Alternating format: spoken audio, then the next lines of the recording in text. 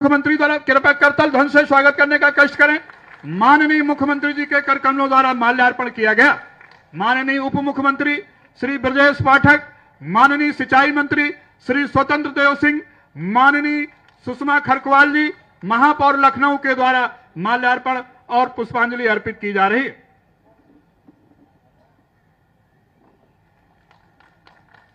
माननीय श्री सुरजन लाल वर्मा जी,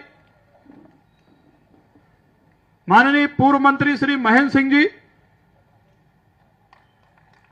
माननीय श्री अवनीश सिंह जी, माननीय श्री पवन चौहान जी,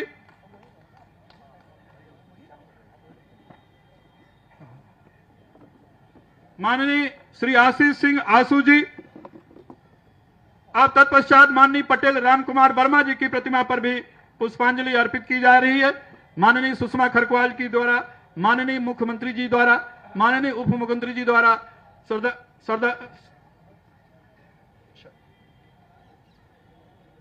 कृपया जल्दी पुष्पांजलि अर्पित करें।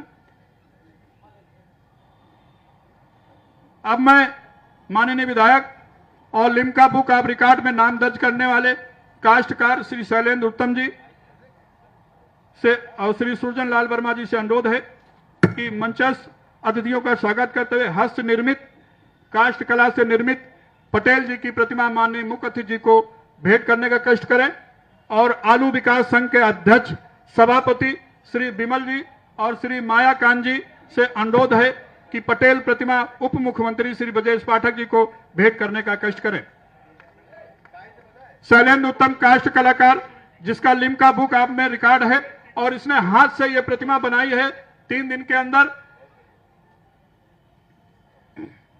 श्री मायाकांत जी और श्री विमल जी से अनुरोध है कि माननीय उप मुख्यमंत्री श्री ब्रजेश पाठक जी को प्रतीक चिन्ह भेंट कर उनका स्वागत करने का कष्ट करें।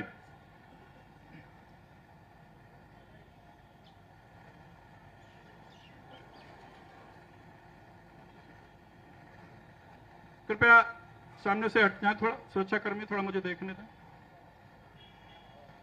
अब मैं आज लौह पुरुष सरदार वल्लभ भाई पटेल जी की इस श्रद्धांजलि सभा में आज 15 दिसंबर 2025 को इस कार्यक्रम में मौजूद माननीय उप मुख्यमंत्री श्री ब्रजेश पाठक जी उत्तर प्रदेश सरकार जी से अनुरोध है कृपया अपना उद्बोधन देते हुए सरदार पटेल जी को श्रद्धा सुमन अर्पित करने का कष्ट करें।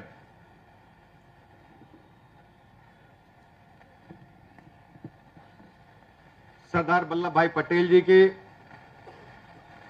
परिनिर्वाण दिवस के अवसर पर श्रद्धांजलि सभा में उपस्थित उत्तर प्रदेश के लोकप्रिय मुख्यमंत्री आदरणीय योगी आदित्यनाथ जी, उत्तर प्रदेश सरकार के वरिष्ठ मंत्री आदरणीय स्वतंत्र देव सिंह जी, उत्तर प्रदेश सरकार के पूर्व मंत्री रहे सदस्य विधान परिषद आदरणीय महेंद्र सिंह जी, लखनऊ की लोकप्रिय महापौर आदरणीय सुषमा खरकवाल जी, संस्था की अध्यक्ष आदरणीय राजेश्वरी देवी पटेल जी, आयोजक माननीय विधायक शशांक वर्मा जी, सदस्य विधान परिषद आदरणीय पवन सिंह चौहान जी, सदस्य विधान परिषद उमेश द्विवेदी जी, सदस्य विधान परिषद अवनीश सिंह जी, भारतीय जनता पार्टी महानगर के अध्यक्ष आनंद द्विवेदी जी, अध्यक्ष कुर्मी सभा लखनऊ आदरणीय डीएम कटियार जी, सदस्य विधान परिषद आदरणीय लालजी प्रसाद निर्मल जी,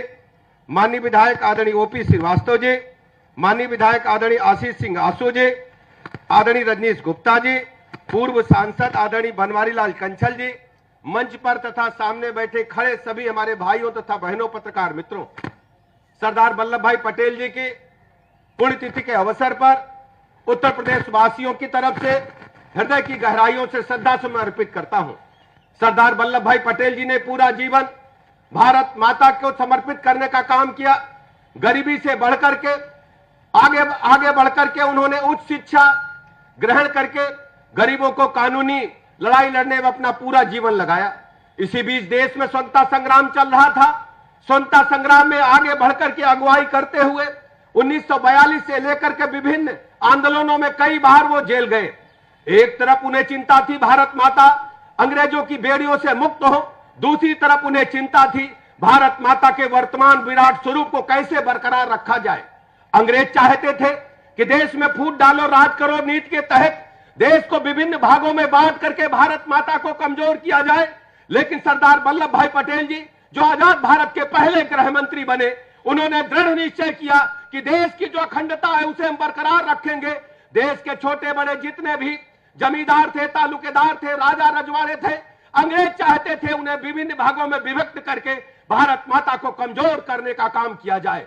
लेकिन मैं आज उत्तर प्रदेश सहित पूरे भारतवर्ष के लोगों की तरफ से आदरणीय सरदार वल्लभ भाई पटेल जी के चरणों में नमन करते हुए, उनके स्मृतियों को नमन करते हुए याद करना चाहता हूं।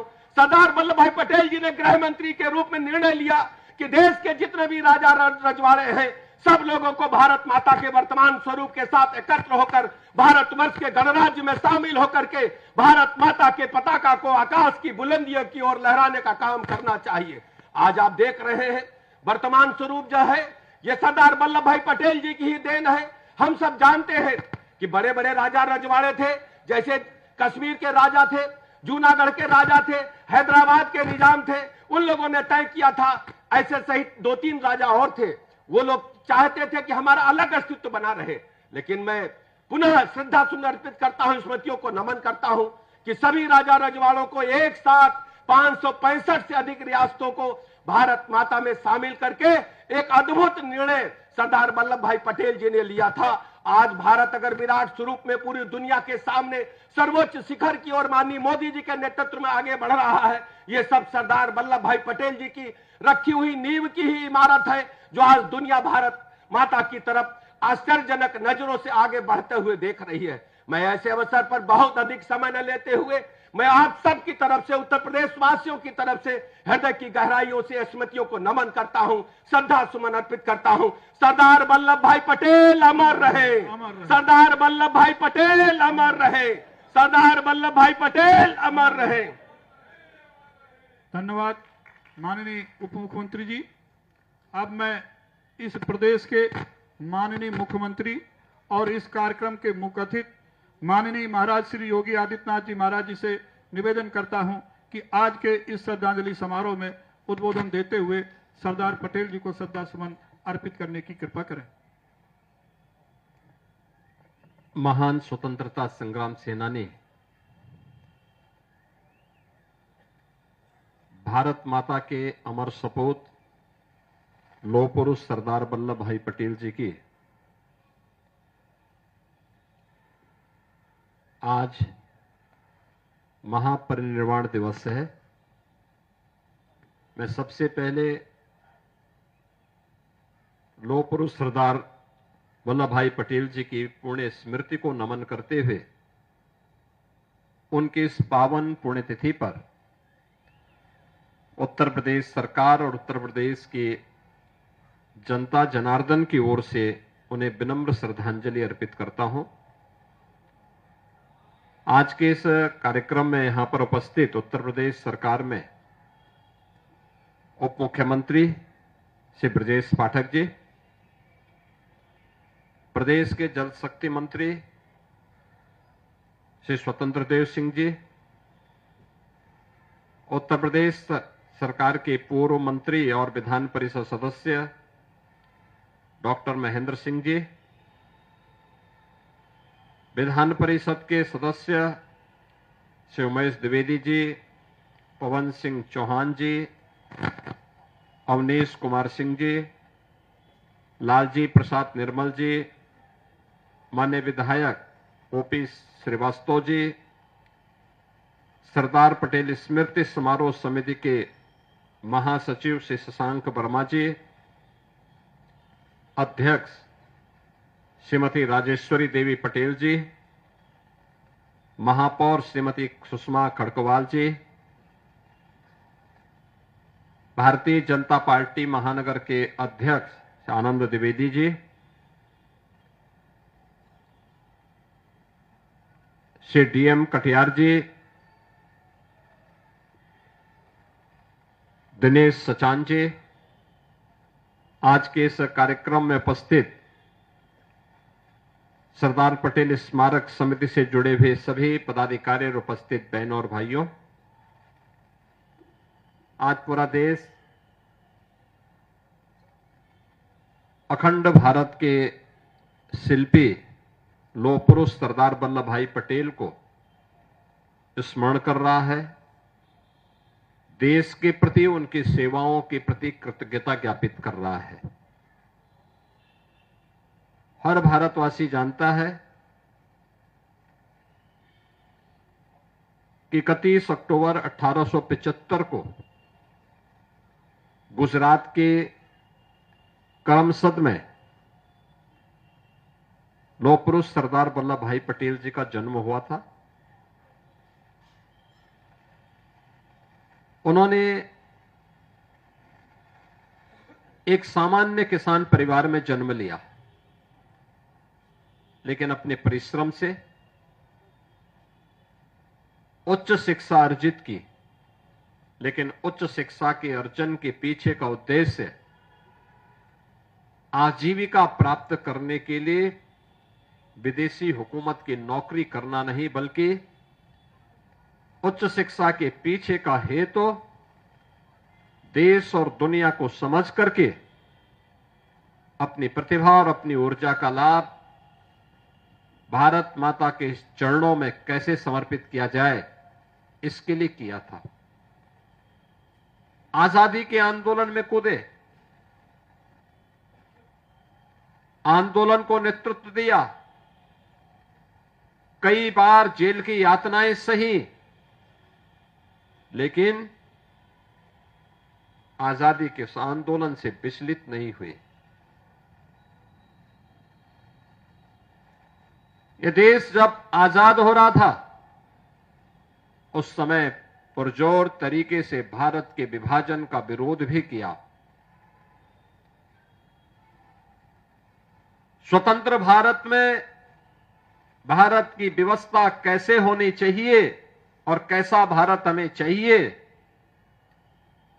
भारत के अंदर की उन सभी रियासतों को जिनकी संख्या देश के अंदर उस समय 567 थी, इन 567 रियासतों को भारत गणराज्य का हिस्सा बना करके वर्तमान भारत का जो स्वरूप है, अगर सही मायने में कहें तो इस वर्तमान स्वरूप के शिल्पी के रूप में यह भारत सदैव लौह पुरुष सरदार वल्लभ भाई पटेल का स्मरण करेगा।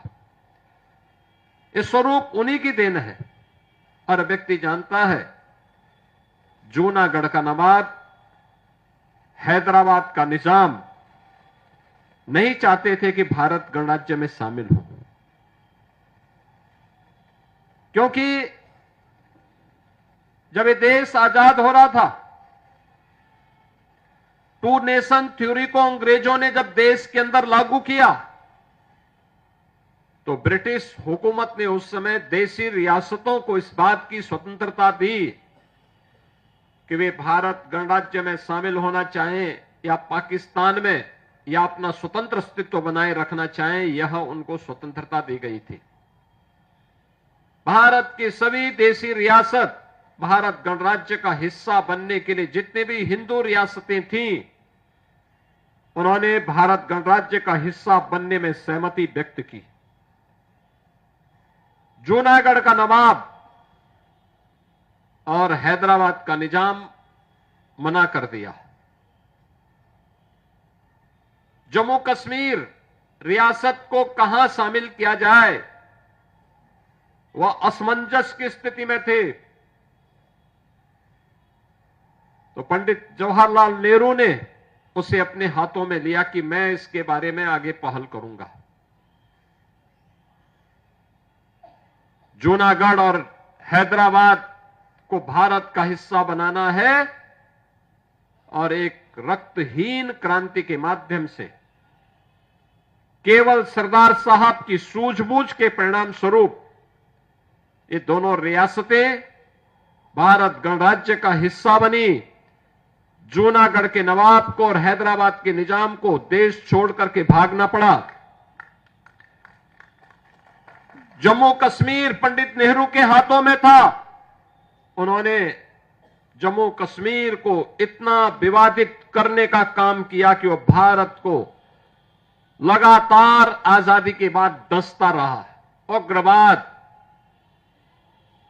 अलगाववाद, ये उसी कश्मीर से पंडित नेहरू के कारण देश को प्राप्त हुआ था। यह देश आभारी है प्रधानमंत्री मोदी जी का,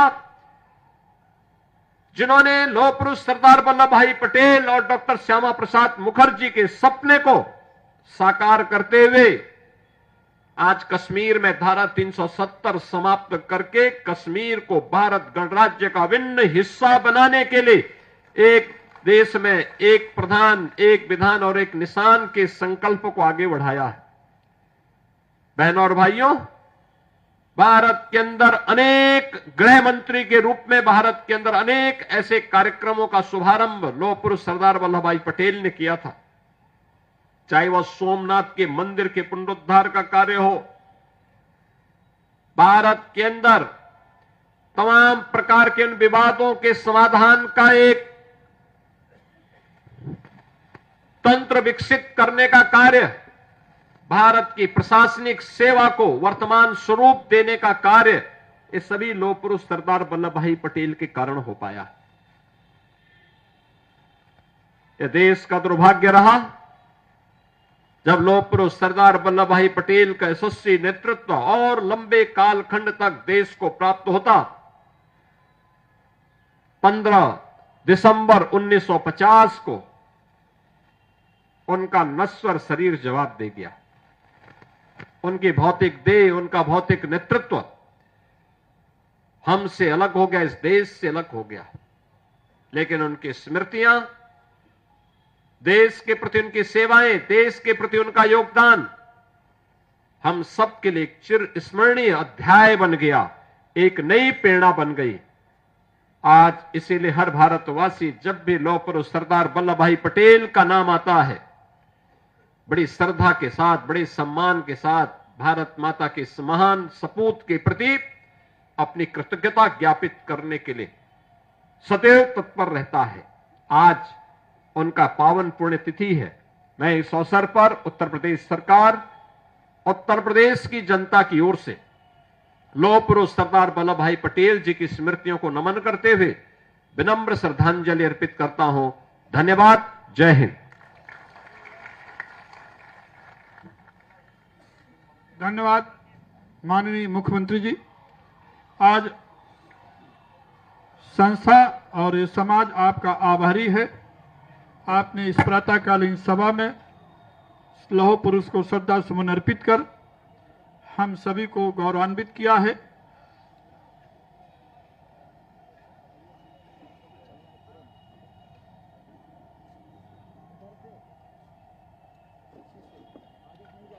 माननीय विधायक जी से अनुरोध है, कृपया सम्मान मुख्य प्रवेश द्वार तक विदा करके आए।